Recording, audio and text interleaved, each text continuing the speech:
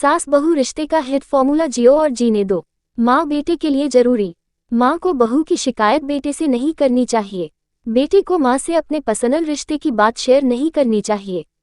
बेटे को पत्नी से जुड़ी किसी बात पर माँ से सलाह नहीं लेनी चाहिए। माँ से रिश्ता बनाए रखने का सेफ तरीका बेटा बहू द्वारा माँ की इज्जत करना है। बहू पत्नी की समझदारी।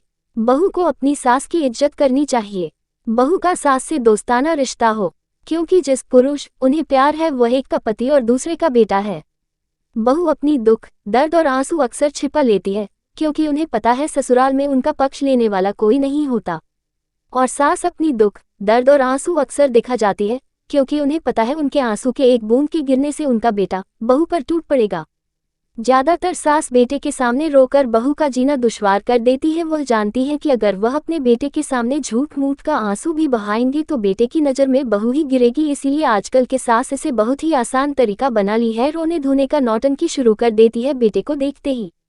इसलिए हर आदमी को दोनों तरफ की बात को समझना चाहिए, न कि माँ की झूठी आंसू पर अपनी पत्नी से लड़ाई झगड़ा करे और उन पर हाथ उठाए। आदमियों की सबसे बड़ी गलती होती है जिस दिन एक सास अपने बहू को बेटी की जैसे केयर करने लगे, फिक्र करने लगे, उस दिन कोई भी बहू बेटी से बढ़कर हो जाएगी। एक माँ जितना अपनी बेटी की फिक्र करती है बचपन से लेकर जवानी तक, पढ़ाई लिखाई खेल कूद हंसना बोलना या फिर उसकी छोटी से छोटी इच्छा को पूरी कर देना, उसके दुख में उसको समझना जितना एक माँ करती है, अगर उतना ही कोई सास करे तो हर बहू बेटी से काम नहीं होगी। लेकिन आजकल की सास को सिर्फ बहू के मुंह पर और दूसरों के मुंह पर यह कहने में तो अच्छा लगता है कि मेरी बहू बेटी से बढ़कर है, पर बेटी जैसा कोई मानता नहीं है। ये भी एक कड़वा सच है।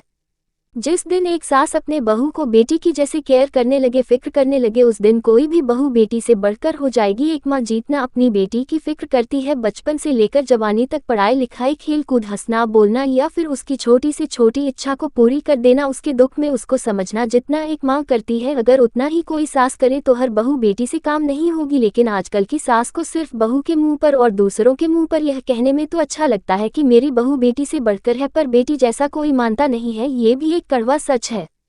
आज के कलयुग में क्या ये संभव है?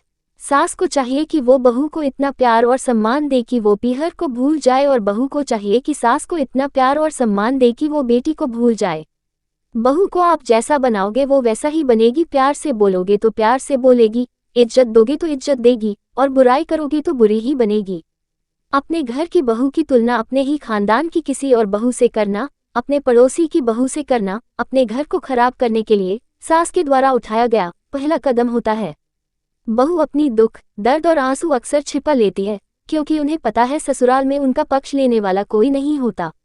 और सास अपनी दुख, दर्द और आंसू अक्सर दिखा जाती है, क्योंकि उन्हें पता है उनके आंसू के एक बूंद के गिरने से उनका बेटा बहू पर टूट पड़ेगा। बहू पर आरोप लगता है वह घर की हर बात अपने मायके वालों को बताती है। क्या सास घर की हर बात अपनी विवाहित बेटी को नहीं बताती? कड़वी सच्चाई। पत्नी को क्या दुख है वह पति को दिखाई नहीं देता, लेकिन पत्नी की वजह से घरवाले दुखी है ये बहुत जल्दी दिख जाता है। वृद्ध माता पिता के बुढ़ापे में असली सहारा एक अच्छी बहू ही होती है, ना कि बेटा। जब बहू घर में आती है तब सास बहू को नौकरानी मानती है, और जब सास बूढ़ी हो जाती है तब वह उम्मीद करती है कि बहू बेटी बनकर सेवा करें। बेटियां तो चले जाते हैं, घर में रह जाते हैं, बहू घर में बहू ही तो है जो हमेशा पास होते हैं। जो करीब है उसका कदर करना नहीं जानते, भूल जाते हैं कि पहले मौत बाद में सास होते हैं।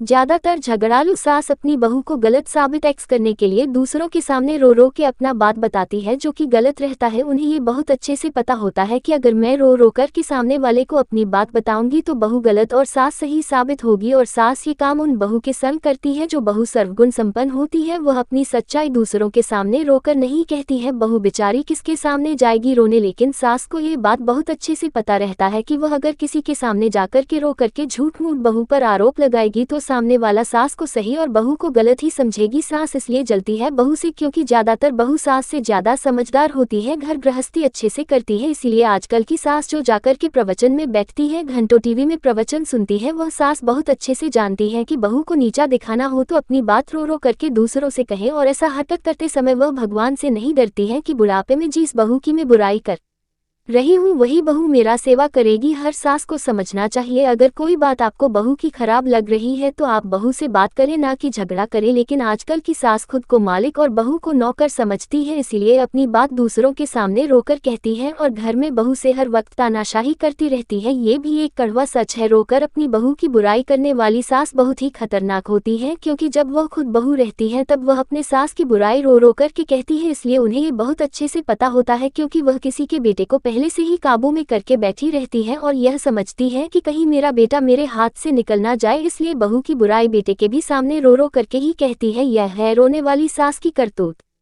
जो सास अपने जमाने में खूब ऐश की रहती है, किसी रिश्ते को महत्व नहीं देती है, जो अपने खुद के सास ससुर की नंद की देवरानी जेठानी को नहीं समझती है, सास ससुर का सेवा नहीं करती है, जो अपने पति को ज्यादा महत्व नहीं देती है, सबको टके के भाव समझती है, अपने आगे किसी की नहीं लगने देती है, जो अपने जमाने में जवानी में सास ससुर से अलग रहने का डिमांड करती है, खुद जीन्स पहन के घूमने की फरमाइश करती है, जो कभी एक अगरबत्ती नहीं जलाए रहती है। वही औरत जब सास बनती है तो ये सारी उम्मीद अपनी बहू से करती है कि वह अपने सास ससुर की सेवा करे, अपनी नंद को समझे, देवर को समझे, देवरानी जेठानी का करे, सबसे मिलजुल कर रहे, खूब पूजा पाठ करे, एक अच्छी बहू बन के रहे। वह अपने किए गए कुकर्मों को बहू के अच्छे व्यवहार से, रवैया से सही करना चाहती है, जो कि किसी हद तक बहुत ही गलत होता है। वही सास बुढ़ापे में सोचती है कि मैं जितने पाप अपने जमाने में और अपनी जवानी में की हूँ, वह सब अब इस उम्र में आकर भक्त बनेंगे, पंडित बनेंगे, खूब प्रवचन सुनेंगे, सत्संग सुनेंगे, पूजा पाठ करेंगे। तो आजकल की बहू ये बात तुरंत समझ ले कि आजकल की जो पुजवान सास है वह कल अपने जमाने में बहुत ही ऐसी की रहती है। ये भी एक कड़वा सच है। हमारी बातें सास लोगों को अच्छी नहीं लगेंगे, लेकिन ये बात हर उसे सास के लिए है जो परिवचन के नाम पर बैठकर घंटे तक अपने घर के बहू बेटों की चुगली करती है। आज पड़ोस में मेरी बातें उन सास लोगों को बहुत खराब लगेंगी, पर यह सच है, मेरा अनुभव कहता है।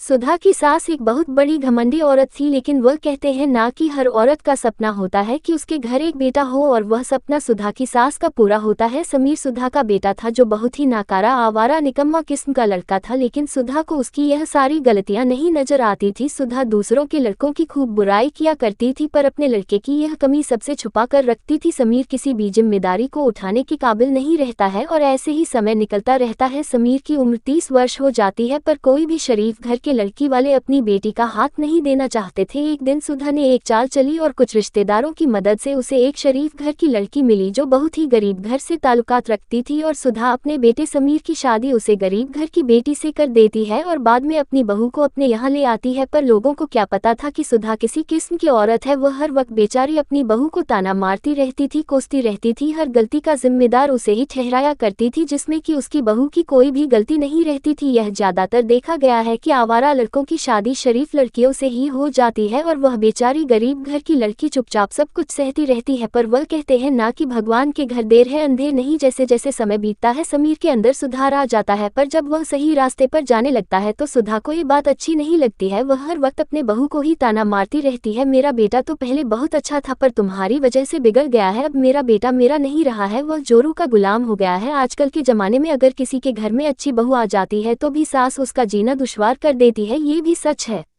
सुधा जहाँ भी जाती थी अपनी बहू की बुराई ही किया करती थी, मानो कि उसकी बहू उसके लिए उसकी दुश्मन हो गई हो। हर वक्त ये ज्यादातर सास हर जगह पाई जाती है, जो अपनी बहू की ही बुराई करने से पीछे नहीं हटती है। ऐसी सास लोगों को बुढ़ापे में कितना दुख मिलेगा, कितना भोग दंड मिलेगा या नहीं सोचती है, और नाम लेती है परिवचन का कि मैं परिवचन सुनती हूँ। परिवचन के नाम पर बैठकर बहू की बुराई करती है आजकल की सास।